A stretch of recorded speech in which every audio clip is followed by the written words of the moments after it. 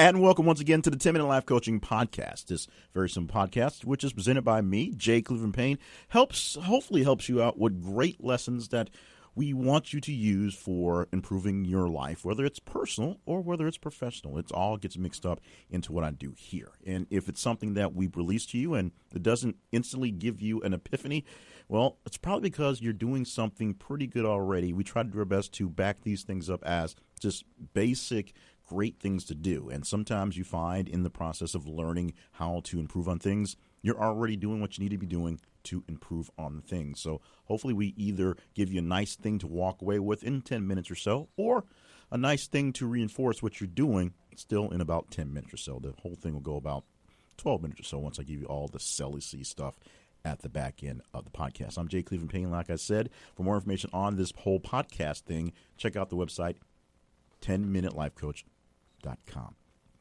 Now, today is a very interesting episode because it's actually one of the first episodes that I've actually just scrapped from the whole get-go and just redone on its own. And it's not for lack of good content, although I think content was pretty good.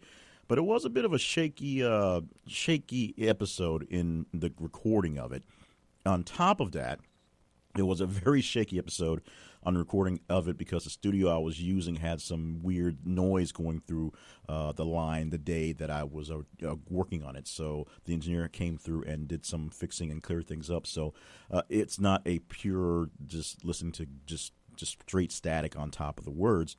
But it was sort of just kind of one of those things where you did something, didn't come out perfect, and I've been doing this podcast for the past year or so in this form where I'm basically taking the notes, going through it, recording it, editing very little out, and just letting what live. And some of these haven't been as good as others, which may just be a fact of just the actual podcast. But the message, which I'll actually get back to later on, so it gets the full 10 minutes of treatment, is the message comes down to not being so hard on yourself when things don't quite work out. Because in most cases, you can start over again. You can stop what you're doing. You can press pause. You can press reset. You can delete a recording that did not work out so well and come back to a recording that works out much better in the next run. So in a soon-to-come podcast, we do these things in batches, and sometimes they get out of order. So I tried my best to keep them in order in the discussion, but sometimes they don't.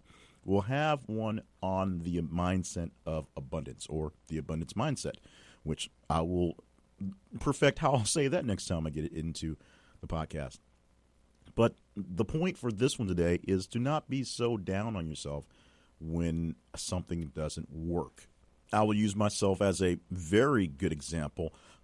I've been trying to run various types of business since essentially high school, since basically 17 years old. And at the age of 42 right now, that's been quite some time.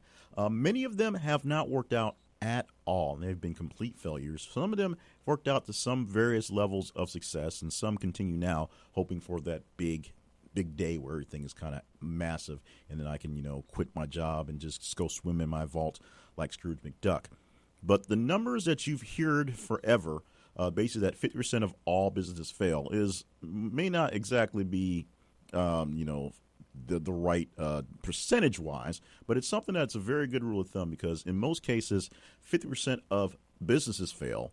Of new businesses is usually really larger than that, and it's basically when you're making it a half and half. A lot of those businesses that you're counting as failing are people taking their second or third business or literally just pivoting one business into another, changing its name, changing one focus, moving a location to try a little bit better, but it basically doing the same entity, the same business people doing another business, and it not so much failing that one time as moving it over to try to get better success in the next level.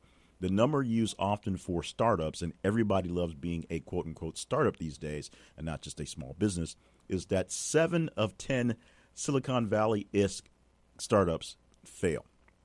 So for every Uber, and Uber isn't doing so great right now, there are 7 other businesses that aren't doing any good at all. In fact, not doing well at all, period. And 2 other ones that will do fairly good.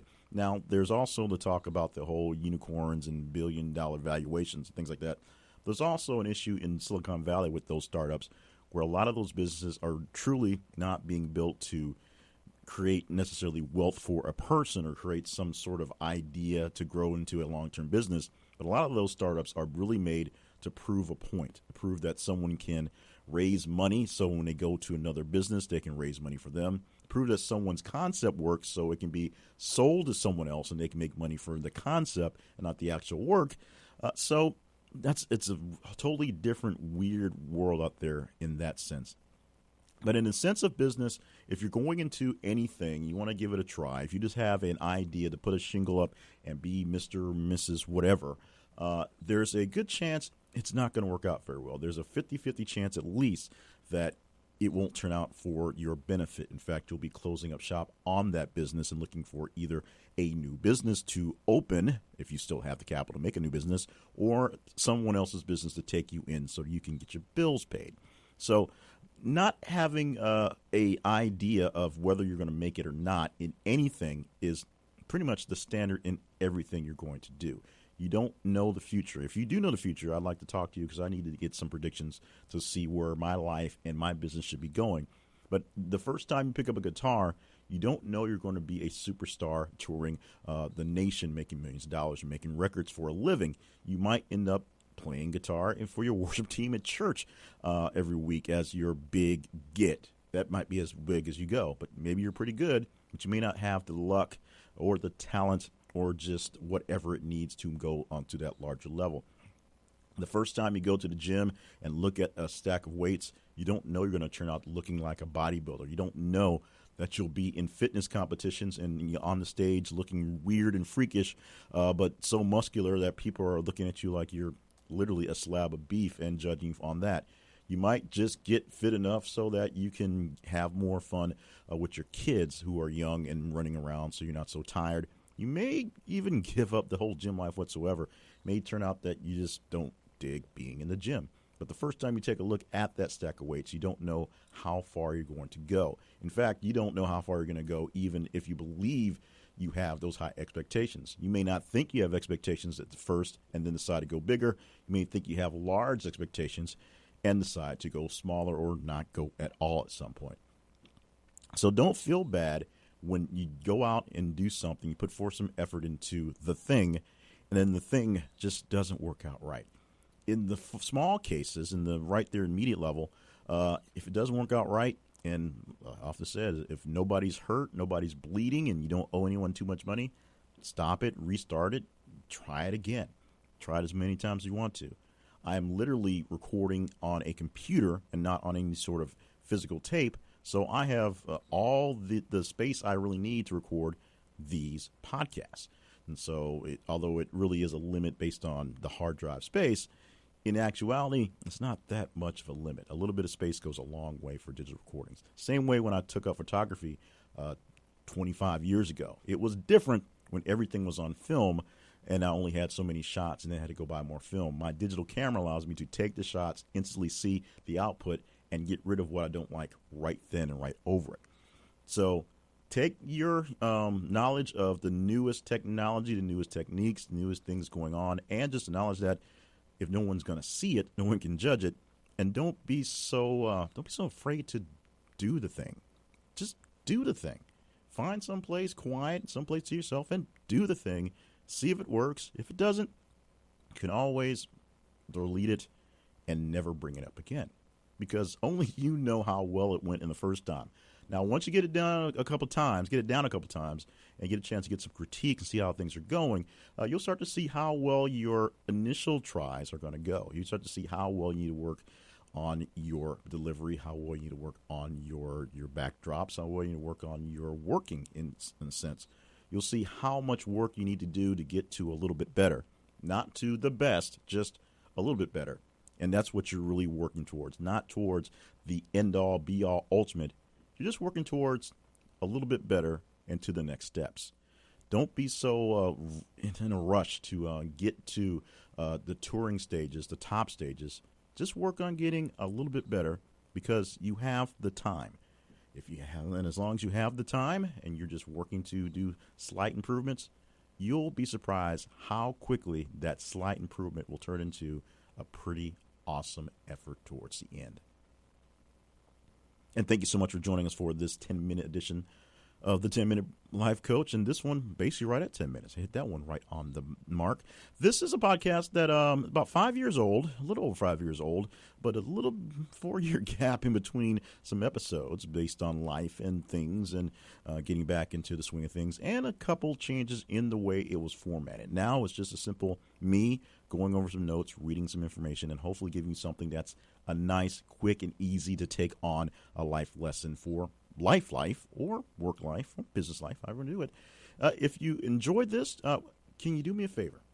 Go to wherever you got this podcast from and leave me some ratings or some reviews and some comments, because that way it gets higher visibility for other folks to find it. We're glad to keep doing this thing, and we're going to do our best to make sure this one stays commercial-free, sponsor-free, because I get something just from doing it, and hopefully you get something from not being bothered by a sponsor. But we do need to make sure that plenty of people are hearing it, and the feedback is always nice, so I know what's going well and what's not going well, and which episodes I probably should have deleted before putting on the the internet air, as you call it. More information about the podcast can be found at its home, 10minutelifecoach.com. Of course, you can find out more about me, Jay Cleveland Payne, at my website, which I have actually been working on fairly consistently since I started doing these last batches of podcasts. So it will be nice and clean and neat. Hopefully the information will actually be updated by then. It is J, the letter J, Cleveland Payne.net. I'm going to say that again without any editing. The letter J, Cleveland like the city, PAYNE.net. And you can find out how you can, you can contact me via email. The best ways are either at info@jclevelandpayne.net. That's for the more businessy like email address. It gets checked once a day, once every other day or so, based on the inputs and things that need to get taken care of. And the one that I'm actually in all day long, which is kind of spammy, but I'm always scanning it for stuff. It is my old Gmail account at jclevelandpayne.gmail or jclevelandpayne@gmail.com. So I'm choosing not to delete this one. I'm going to keep this one going because of what it was. So in the meantime, be prepared very soon for an actual episode dealing with the abundance mindset. Thank you so much for listening to this episode of the 10-Minute Life Coach. And like I said, if you got a little time, go back to where you get this podcast from. It's on many of the various platforms. We're more popular on Stitcher and on Android, by the way. That's just how it goes. And leave us a rating, leave us a review. Let people know what you think of it. And hopefully, basically let me know what you think of it. Hopefully, it's on the grand side and it can make things better for all of us here. Thank you so much for joining us. I am blessed that you listened this long. And join us for another edition very soon of the 10-Minute Life Coach.